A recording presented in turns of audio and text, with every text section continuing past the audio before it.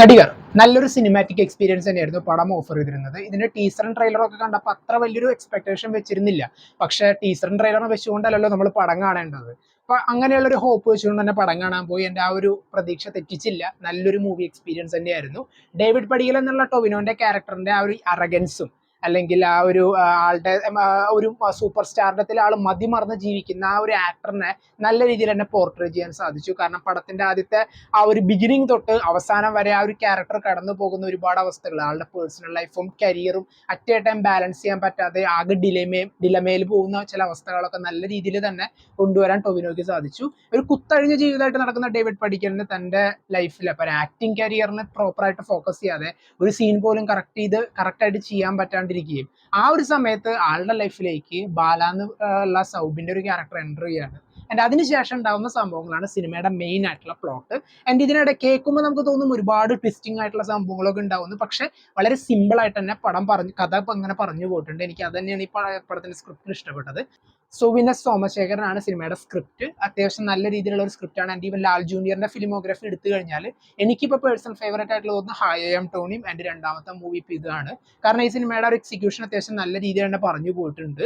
And ഈ ഇതിന്റെ പെർഫോമൻസിൽ പറയുകയാണെങ്കിൽ ടൊവിനോന്റെ ഒപ്പം തന്നെ സ്കോർ ചെയ്തൊരു ക്യാരക്ടർ ആയിരുന്നു സൗബിന്റെ ബാല എന്ന് പറയുന്ന ക്യാരക്ടർ. ആ ഒരു ക്യാരക്ടറും ടൊവിനോന്റെ ക്യാരക്ടറിന്റെ ഒക്കെ ഒരു കോമ്പിനേഷൻ സീൻസ് ഒക്കെ നല്ല രീതിയിൽ വർക്കൗട്ട് ആയിട്ടുണ്ട്. കാരണം എങ്ങനെ ഒരു ആക്ടിങ് സംഭവം ഒരു സീൻ ഇങ്ങനെ ഹാൻഡിൽ ചെയ്യണം എന്നുള്ള ചില സൗബിന്റെ ആ ഒരു ക്യാരക്ടറിന്റെ ആ ഒരു സംസാരമൊക്കെ അല്ലെങ്കിൽ ആ ഒരു ഇൻസ്ട്രക്ഷൻസ് ഒക്കെ അതിങ്ങനെ ആ ഒരു സംഭവങ്ങളൊക്കെ നല്ല രീതിയിൽ വർക്കൗട്ട് ആയിട്ടുണ്ട്. ആൻഡ് ഇപ്പൊ സുരേഷ് കൃഷ്ണയുടെ character, Balu Varghese and even ചന്തുവിന്റെ ക്യാരക്ടറൊക്കെ സിനിമയിൽ അത്യാവശ്യം നല്ല രീതിയിൽ തന്നെ വർക്കൗട്ട് ആയി. അവരുടെ റോളുകളൊക്കെ വെറുതെ ആയി പോയില്ല. എല്ലാവർക്കും ആ ഒരു പാർട്ട് നല്ല രീതിയിൽ ഹാൻഡിൽ ചെയ്തു. ഈവൻ സുരേഷ് കൃഷ്ണയുടെ കുറെ സീക്വൻസിനൊക്കെ നല്ല രീതിയിലുള്ള കയ്യടി ഉണ്ടായിരുന്നു. ആൻഡ് ഇപ്പൊ ചന്തുവിന്റെ ക്യാരക്ടറിന്റെ എൻട്രി സെക്കൻഡ് ഹാഫിൽ ഒരു ഹാഫ് വേ പടത്തിന്റെ ഒരു പകുതി മുക്കാലെത്തുമ്പോഴാണ് ആ ഒരു ക്യാരക്ടറിന്റെ വരവ്. അത് നല്ല രീതിയിലുള്ള സംഭവമായി.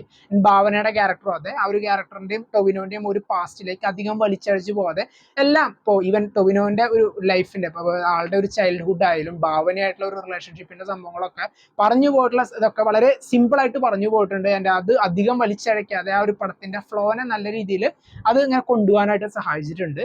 ആൻഡ് ഇതൊക്കെയായിരുന്നു സിനിമയുടെ മെയിൻ ആയിട്ടുള്ള ഒരു പോസിറ്റീവ്സ്. ആൻഡ് ഇവൻ മ്യൂസിക് ആയാലും പെരേര ചെയ്തിട്ടുള്ള മ്യൂസിക് അത്ര വലിയ സംഭവമായിരുന്നില്ല. എന്നിരുന്നാലും ചില സ്ഥലങ്ങളൊക്കെ കൊണ്ടുവന്നിട്ടുള്ള ബീജിയം നന്നായിരുന്നു. എൻ്റെ ഈവൻ മിന്നൽ മുരളിയുടെ ഒരു ബീജിയം ഒരു ഭാഗത്ത് വന്നിരുന്നു. നല്ല റെസ്പോൺസ് ആയിരുന്നു തിയേറ്ററിൽ. ആൻഡ് സിനിമയുടെ നെഗറ്റീവ് ആയിട്ട് അല്ലെങ്കിൽ ഒരു വലിയൊരു പോരായ്മയായിട്ട് എനിക്ക് തോന്നിയത് സിനിമയുടെ ലാസ്റ്റ് ഒരു 10-15 മിനിറ്റ് നേരം ടോവിനോന്റെ ഒരു സിനിമ അങ്ങനെ ഹാൻഡിൽ ചെയ്യുന്ന അല്ലെങ്കിൽ ടോവിനോ അങ്ങനെ അഭിനയിക്കുന്ന ഒരു സീക്വൻസ് ഒരു 10 അങ്ങനെ ഉണ്ട് അനൂപ് മേനോനായിട്ട്. ആ ഒരു സീക്വൻസ് അത്യാവശ്യം എന്താ പറയുക ലാഗായി ശരിക്കും ബോറടിപ്പിച്ച പോലെയായിരുന്നു. ആ ഭാഗമൊക്കെ കട്ട് ചെയ്ത് കളയായിരുന്നു. അല്ലെങ്കിൽ ആ ഒരു സീനിന്റെ അവിടെ അങ്ങനെ വെക്കണമായിരുന്നു എന്നുള്ളൊരു ഡൗട്ട് തന്നെയായിരുന്നു. എൻ്റെ സൗബിന്റെ ഡയലോഗ് ഡെലിവറിയിൽ പലയിടത്തും ഡയലോഗിന് ഒരു ക്ലാരിറ്റി ഉണ്ടായിരുന്നില്ല. അത് എന്താണ് പറഞ്ഞതെന്നുള്ള രീതിയിൽ നമുക്ക് വീണ്ടും ചിന്തിക്കേണ്ട ചില സംഭവങ്ങൾ വന്നിട്ടു. ആൻഡ് എന്നിരുന്നാലും ഇങ്ങനെയുള്ള സംഭവങ്ങളാണ് പടത്തിൽ ഒരു നെഗറ്റീവായിട്ട് തോന്നിയത്. എനിക്ക് ഈ സിനിമയിൽ ഏറ്റവും ഇഷ്ടപ്പെട്ടതായിട്ട് തോന്നിയൊരു സീൻ ഏതാന്ന് വെച്ചാൽ ടോവിനോന്റെ ഒരു ക്യാരക്ടർ ഒരുപാട് ഇമോഷണൽ സ്ട്രഗിളിലൂടെ കടന്നു പോകുന്ന ഒരു അവസ്ഥ സെക്കൻഡ് ഹാഫിൽ കാണിക്കുന്നുണ്ട്. ആ ഒരു സമയത്ത് ടോവിനോ ഒരു മരണ വീട്ടിലത്തെ ഒരു സീൻ, ഒരു സിനിമയിലത്തെ ഒരു സീൻ ഷൂട്ട് ചെയ്യുന്നുണ്ട്. ആ ഒരു സമയത്ത് ആള് മനസ്സാകെ തകർന്ന് ഇങ്ങനെ കരയുന്ന ഒരു സീക്വൻസ് ഉണ്ടായിരുന്നു. അത് നല്ല രീതിയിൽ ഇമോഷണലി കണക്ട് ആയി.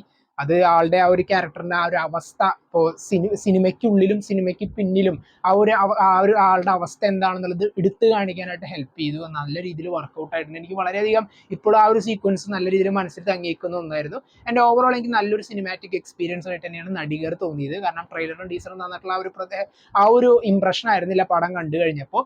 പടം എന്തായാലും നിങ്ങൾ തിയേറ്ററിൽ പോയിട്ട് കാണുക. പടം കണ്ടവർ നിങ്ങളുടെ അഭിപ്രായം കമന്റ് ബോക്സിൽ നോട്ട് ചെയ്യുക.